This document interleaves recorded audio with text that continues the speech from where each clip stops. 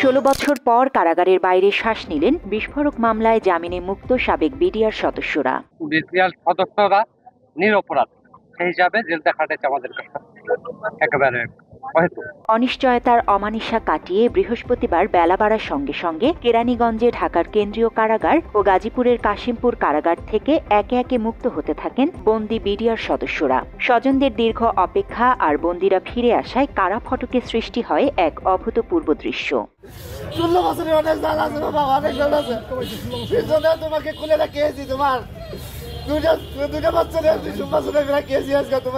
এ সময় তারা ধন্যবাদ জানান অভ্যুত্থানকারী ছাত্র জনতা ও অন্তর্বর্তী সরকারকে।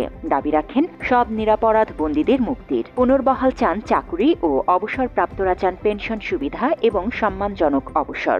কৃতজ্ঞতা জানাচ্ছি এবং যে সমস্ত ভাইরা এই বৈষম্যবিরোধী ছাত্র আন্দোলনের আহত হয়েছে তাদেরকে গভীর, যারা আহত ভাই ব্রাদাররা আছেন সবাইকে আমার পক্ষ থেকে আন্তরিক মোবারকবাদ জানাচ্ছি।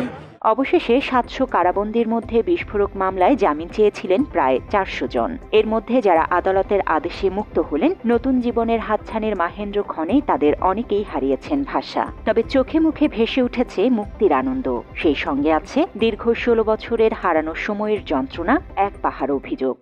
আমি ভলিবল খেলোয়াড়, আমি জাতীয় টিমে 26-27 বার বাইরে গেছি, সেদিনও আমি খেলতেছিলাম, তারপরে আমি জেলে। সরকারকে যারা আমাদের বিরুদ্ধে মিথ্যা মামলা দিয়ে এত বছর আটকায় রাখলো, আমরা তো কোনো অন্যায় করি নাই, আমাদেরকে এইভাবে বিনা দোষে আমাদেরকে আটকায় রাখছে এতদিন ধরে।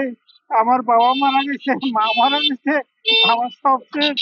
মাত্র 30% টাকায় জমির মালিক হয়ে নতুন বাংলাদেশের গড়ে তোলার স্বপ্ন দেখা বাংলা বসতি।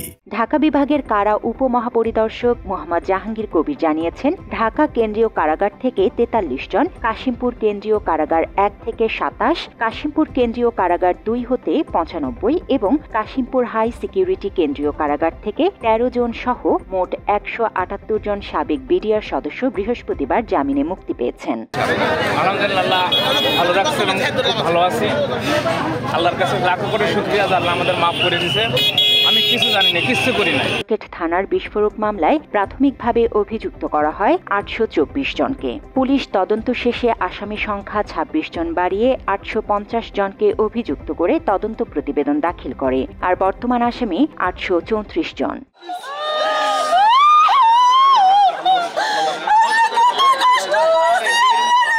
এ মামলার সাক্ষী 1344 জন। এর মধ্যে 273 জনের সাক্ষ্য গ্রহণ করতেই অভিযুক্তদের জীবন থেকে চলে গেছে 16টি বছর। শেখ হাসিনা সরকার পতনের পর সাক্ষ্য গ্রহণ ও জামিন শুনানির 4টি তারিখ বিলম্বিত হলেও গত 19 জানুয়ারি ঢাকার বিশেষ ট্রাইব্যুনাল 2 এর বিচারক ইব্রাহিম মিয়ার আদালতে সাক্ষ্য দেন সাবেক সেনা কর্মকর্তা ইউসুফ ইকবাল। তারপরই জামিনের পর মুক্ত হলেন বন্দি বিডিআর জওয়ানরা। জান্নাতুল ফেরদৌস তমা, বাংলা এডিশন।